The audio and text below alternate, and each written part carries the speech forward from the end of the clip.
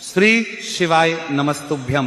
महाराज, जैसा कि आप सभी जानते ही हैं कि साल 2026 का पहला सूर्य ग्रहण 17 फरवरी दिन मंगलवार को फागुन अमावस्या पर लगने वाला है।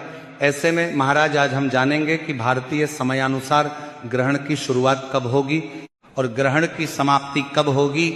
इसी के साथ महाराज क्या भारत में इसका सूतक काल मान्य होगा या नहीं होगा। इसी के साथ महाराज सूतक काल का समय क्या रहेगा और सबसे महत्वपूर्ण प्रश्न की क्या यह ग्रहण भारत में दिखाई देगा या नहीं। इसी के साथ महाराज यह भी जानेंगे कि ग्रहण के दौरान आपको क्या करना चाहिए और कौन से कार्य नहीं करना चाहिए, क्योंकि महाराज ग्रहण के दौरान कई ऐसे कार्य होते हैं जो कि वर्जित बताए गए हैं।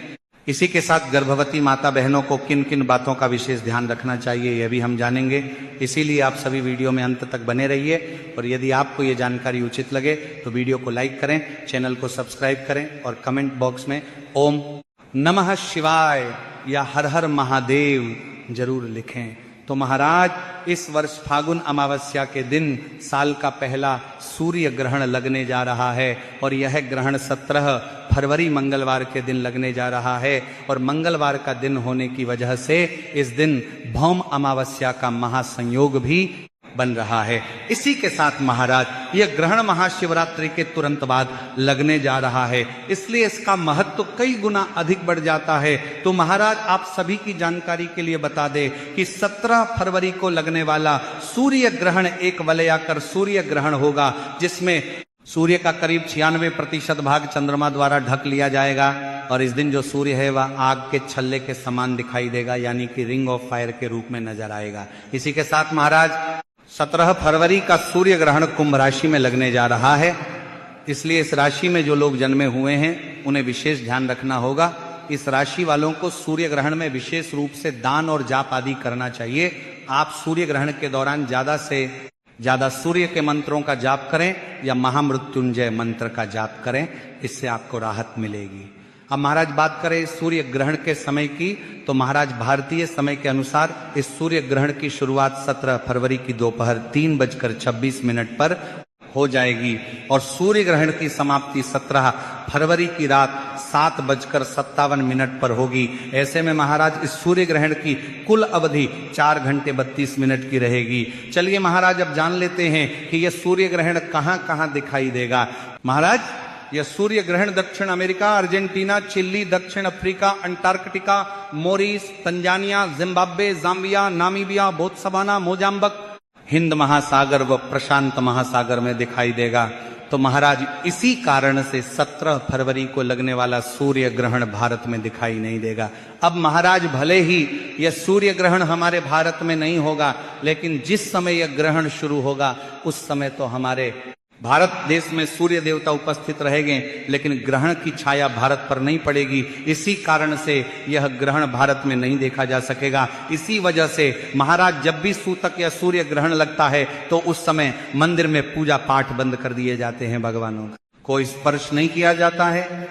लेकिन महाराज भारत में यह ग्रहण दिखाई नहीं देगा, इसीलिए जब आप सूतक लगेगा तो उस समय आप चाहे तो अपने घर में पूजा पाठ कर सकते हैं या आप चाहे तो मंदिर जाकर भी पूजा पाठ कर सकते हैं। लेकिन महाराज जो ग्रहण का समय रहेगा मात्र उस समय में आपको मंदिर नहीं जाना है और न ही भगवानों को स्पर्श करना है। इस समय आपको मन ही मन भगवानों के मंत्रों का उच्चारण करना है, उनका नाम जप करते रहना है। कब करना है? जब सूर्य ग्रहण शुरू होगा और जब तक वह समाप्त होगा उस समय के दौरान। अब महाराज सूर्य ग्रहण के दिन ही अमावस्या की तिथि भी है और अमावस्या का जो पूजन है वह दोपहर से पहले ही हो जाता है और वैसे भी ग्रहण की शुरुआत दोपहर के बाद ही होगी, इसलिए आपको दोपहर से पहले ही अमावस्या का पूजन कर लेना चाहिए।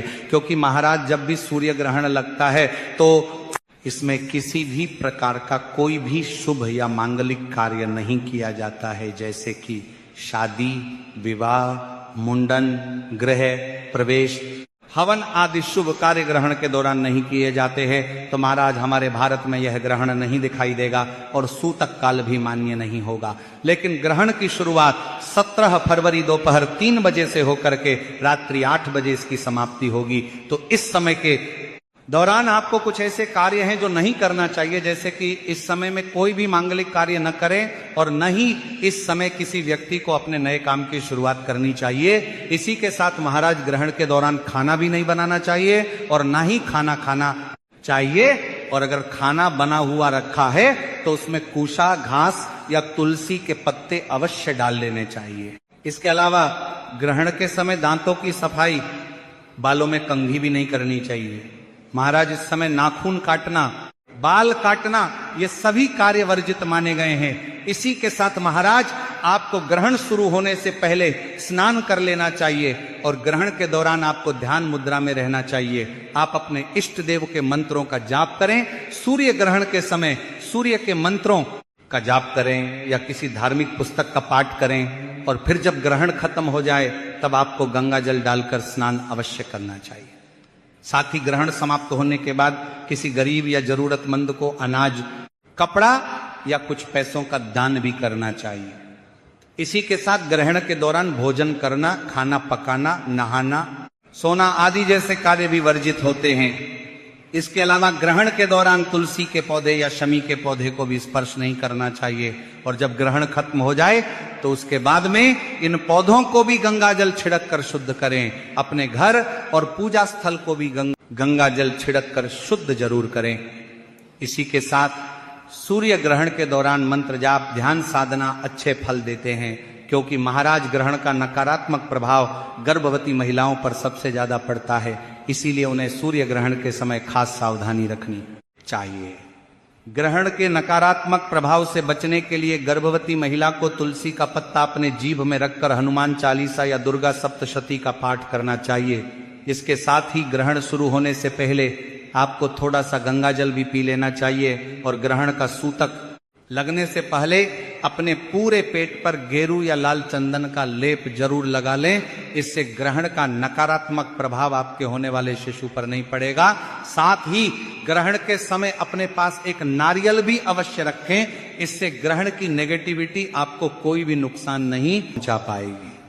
इसी के साथ महाराज गर्भवती स्त्री को ग्रहण लगने से पहले अपने कमरे में गोबर से स्वास्तिक का निशान बना लेना चाहिए। साथ ही अपने गले में एक तुलसी की माला भी पहन लेनी चाहिए। इससे भी ग्रहण का कुप्रभाव आप पर या आपके होने वाले शिशु पर नहीं पड़ता है।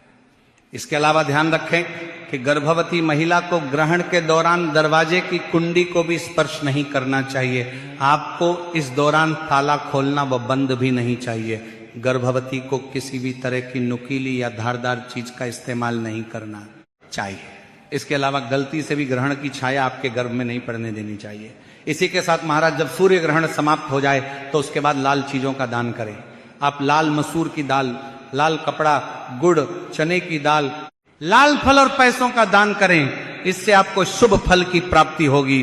तो महाराज यह ग्रहण भारत में नहीं दिखाई देगा और न ही इसका सूतक काल मान्य होगा, लेकिन दोपहर 3 बजे से लेकर के रात्रि 8 बजे तो आप इन नियमों का पालन कर ही सकते हैं, क्योंकि महाराज आखिर ये ग्रहण लग तो हमारी पृथ्वी पर ही रहा है। इसीलिए मात्र ग्रहण के दौरान आपको कुछ सावधानियां बरतनी है। तो महाराज आपको भ्रम में नहीं पड़ना है। मुख्य रूप से ये जो ग्रहण है ये हमारे भारत देश में नहीं लगेगा और ना ही इसका जो सूतक काल है वो मान्य होगा। मात्र आपको ग्रहण के समय में कुछ विशेष सावधानियां को बरतना चाहिए ताकि आपके ऊपर या आपके परिवार के ऊपर ग्रहण का कोई बुरा प्रभाव न पड़े। इसी के साथ महाराज यदि गर्भवती माताएं बहनें अधिक नियमों का पालन न कर सके तो उन्हें मात्र ग्रहण के दौरान भगवानों का नाम जप या मंत्र उच्चारण करते रहना चाहिए। तो अगर वीडियो से जुड़ी जानकारी उचित लगी हो तो वीडियो को लाइक करें, चैनल को सब्सक्राइब करें और कमेंट बॉक्स में ओम नमः शिवाय या हर हर महादेव जरूर लिखें। धन्यवाद।